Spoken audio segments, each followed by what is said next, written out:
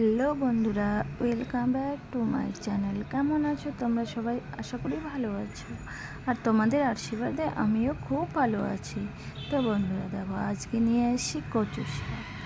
তো কালকে বাজারে গিয়েছিলাম, কচু শাকগুলো কিনে নিয়ে এসেছি। আমাদের তো এখানে আশেপাশে পাওয়া যায় না, তাই বাজার থেকে কিনে আনতে হয়।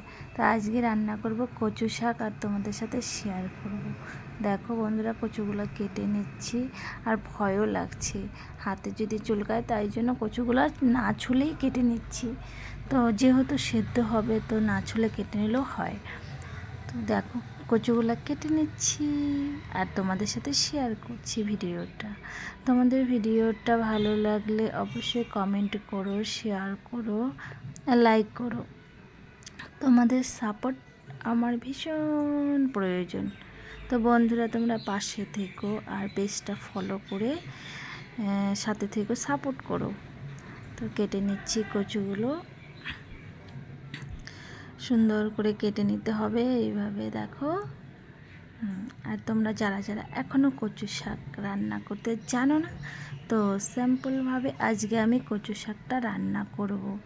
তোমরা দেখে নিও, তোমরাও বাড়িতে ট্রাই করতে পারো আমার মতো। খেতে অনেকটাই ভালো লাগে, কারণ আজকে কচু শাকটা নিরামিষ হবে, মাছ দেব না। তো চলো কেটে নেই কচুটা।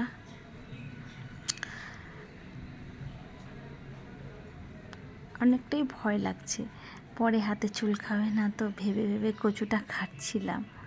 তো আমি কখনো রান্না করিনি কচু শাক, আর খাইও না। অতটাও পছন্দ না আমার, যে কচু শাক আমার অনেক পছন্দ, প্রিয় একটা খাবার। আমি খাই না, কারণ আমার ভালো লাগে না।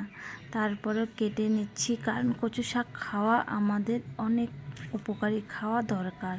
আমাদের শরীরের পক্ষে অনেক উপকারী একটা শাক কচু শাক, তোমরা তো জানোই বন্ধুরা। তো চলো, কচু কাটা হয়ে গেছে, প্রায় আমার শেষের দিকে।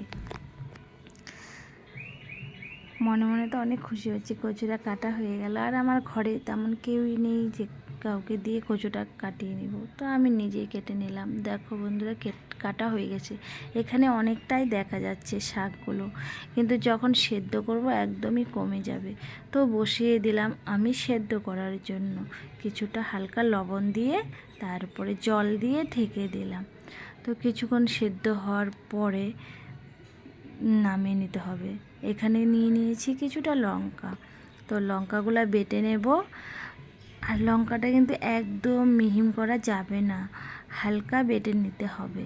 তো আমিও হালকা লঙ্কাটা বেটে নিচ্ছি। আর ওইদিকে কচু শাকটা সেদ্ধ হচ্ছে, আর এদিকে লঙ্কাটা বেটে নিলাম, হয়ে গেছে বাটা। যেহেতু আমাকে একদম মিহিম করতে হবে না, তাই জন্য বেশি টাইম লাগলো না, তাড়াতাড়ি হয়ে গেল। তো লঙ্কাটা বাটা হয়ে গেছে, এখন চলে যাচ্ছি দেখি আমার কচু শাকটার কী অবস্থা। তারপরে দেখি কচু শাকটা একদমই সেদ্ধ হয়ে গেছে, যেহেতু শাকগুলো নরম ছিল, একদম মানে কচি ছিল শাকগুলো, তাই জন্য একদম গলে গিয়েছে, দেখো। আর কচু শাক কিন্তু বেশি সেদ্ধ করতে নেই, হালকা সেদ্ধ করে তারপরে রান্না করতে হয়, কারণ কচু শাক বেশি সেদ্ধ করলে ভালো লাগে না খেতে। তো আমিও সেদ্ধ করে নিলাম অল্প, তারপরে নামিয়ে নিলাম। দেখো বন্ধুরা, কত সুন্দর দেখাচ্ছে।